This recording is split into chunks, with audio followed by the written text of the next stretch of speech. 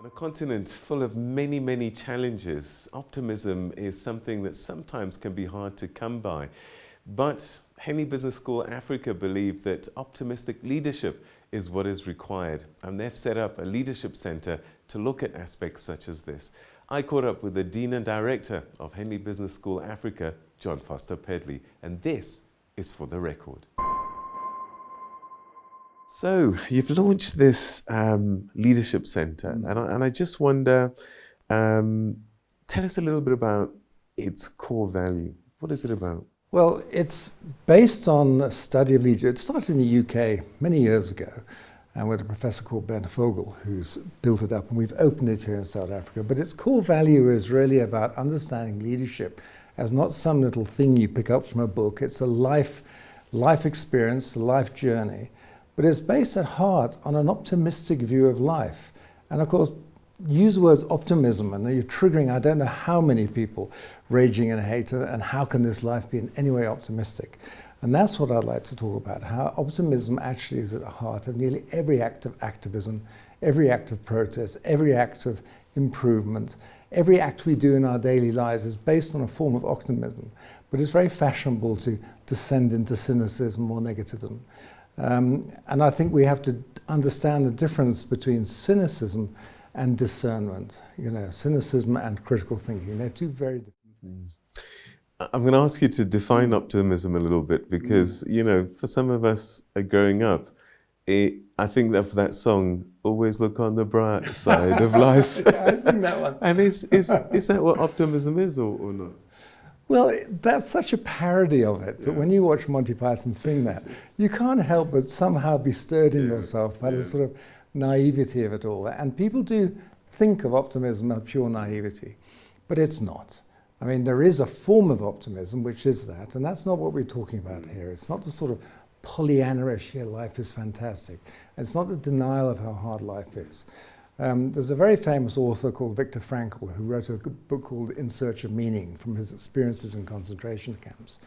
And he started a form of logotherapy, a form of psychotherapy. And what he talked about are three types of survivors from those really dire situations. The ones who are super optimistic didn't last because every time their ideal crashed, they just couldn't bear it. The negatives, the cynicism, those people who really couldn't couldn't see anything positive living for, also didn't have anything in themselves to sustain them through the hard times. And he invented this term of tragic optimists, the people who understood that life is full of struggle and unfortunately people dying and loss and grief and sometimes sickness. That is part of life, it's part of all our lives, as we well know from what we've been through over the last 3 years. That doesn't mean that life itself is not worth living. In fact, even more so, it's worth having the strength and resilience to carry on. We've all said it's not how many times you get knocked over that matters, but how you lift yourself up. And that is an act of courage and optimism. So there are fantastic attributes embedded in optimism, like courage and resilience and persistence and hope and seeing the good things in people. Not letting your judgment be clouded by all the other stuff. It's an act of inner discipline to understand that life is somehow, it's all we have. It has to be worth living. And people are fundamentally intelligent and smart, although very many people don't act that way. And you have to learn to live with that and handle it too. All right, let's translate that into leadership and our continent. And I found out the other day, the average age of an African, something like 19 years, 19.2 or something. So we're a very young continent, and you talk about optimism, and we really face things on the continent in Africa. If it's not power, it's droughts, it's extreme weather conditions, it's poverty. So what kind of leadership is required in our continent, and can this optimism work in the leadership on the continent? Well, I think it can, but I'm going to start with a very short personal note. I'm very privileged to be an educator, and we teach people MBAs and many other things. And what happens in South Africa, that only about 8% of people get a first degree of school leavers get a first degree within leaving school. That's way below the international averages, 50, 60% in some countries. What do? They go into the workplace, but they're smart. but they don't believe they're smart because they haven't got the academic qualification. We're all blessed with the same brain. Yeah, anywhere around the world, we're all the same. We are fundamentally the same. We're blessed with the same gifts.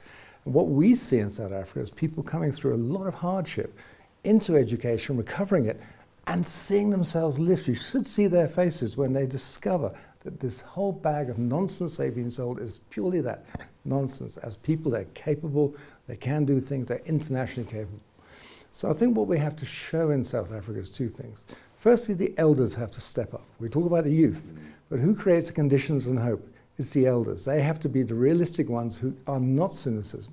They have to be able to accept that they've done things that aren't perfect in their life, but they've continued to see life as it is, and they have to give that guidance to youth. They have to create the conditions for youth to enter life and see that it's worth living. And I think the eldership is something that's incredibly important.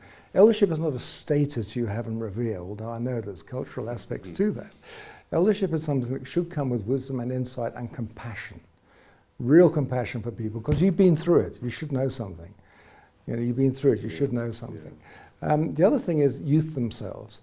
You know, we have to understand, we have to help youth understand that the world is out there, and even though you might be in hard conditions, the only way to improve through that is continual resilience, persistence, courage, effort. There is no gift given to you in life that you'll just make it. We have all the characteristics we need as human beings to have that resilience. South Africans have that hugely.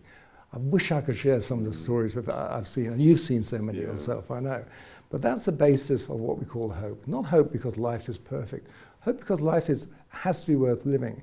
And only through the hope of having courage, being activists, being knocked down, coming back, can we build it better.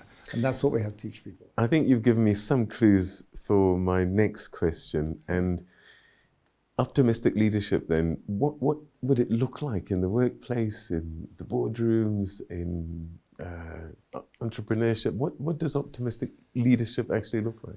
Well, there is obviously, it starts with a self-insight. It starts with mastery of yourself. What I do struggle with is people who say that we must all be empathetic, we must all be compassionate all the time, and we must all somehow be soft and engaging.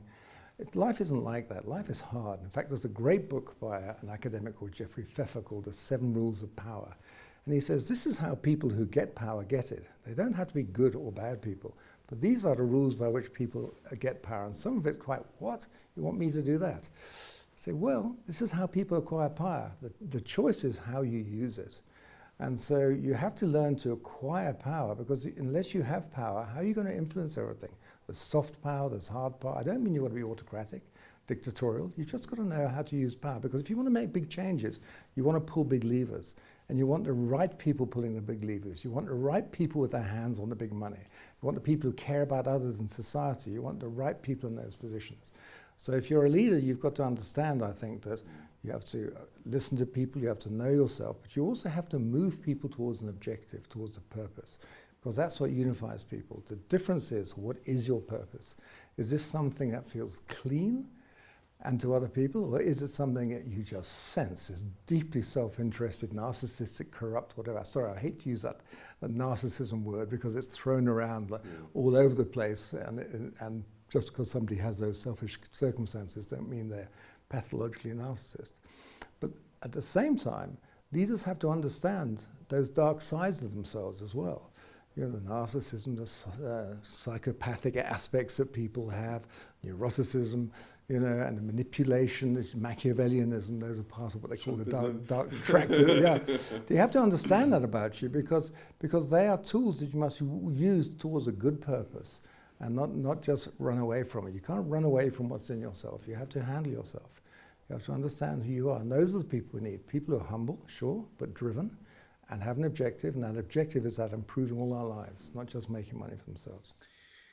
And this next question I maybe should have asked a little bit earlier, but I'm curious, what is happening in terms of leadership right now in your view? Well, excuse me, Peter, but I watch you on TV. You're going to hate me doing this. But can I please ask you something? Because I don't know anyone who's interviewed more people about leadership than you. And I was just thinking before I came here, I really wish I understood what you thought about leadership. I'll answer it, but could you please? You've met so many people. What are the common factors in leadership? Do you know, for me, actually, I I mean, there's different types of leaders, political, all that kind of thing. But for me, I've always found that those that put people at the center of what they do tend to be the ones that find the right kind of leadership. There's something about a business. I mean, I was an auditor once in my life, and one of the tests of whether a business exists or not was you go to CIPC and there's a certificate of incorporation. But what we know for sure is that a business isn't a piece of paper at CIPC. It is all the people that make up the business. And so if you get a leader who understands the people in his business and knows how to get the best out of them, they tend to be the ones that are the better leaders. That's been the sense that I've gotten. Madiba, he was a people person. And so you find them people want to do things for you because you get a sense that he sees you or they see you. So for me, I mean, there's many layers to it, but one of the things that I've seen the most is if you center yourself in people and understand people and find ways to motivate, inspire, and bring people on board, they'll do a lot for you, and they probably won't even be asking for money in return. And you mentioned Madiba, because what came up for me when you said that was Madiba had these incredible standards and a vision for people.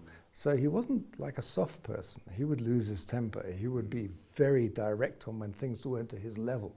So it wasn't, with that compassion, that empathy for people, wasn't also the acceptance of low standards for himself or for others. So there's that harder aspect to it I'm sensing. Did you find that as well or not? Yeah, absolutely. Yeah.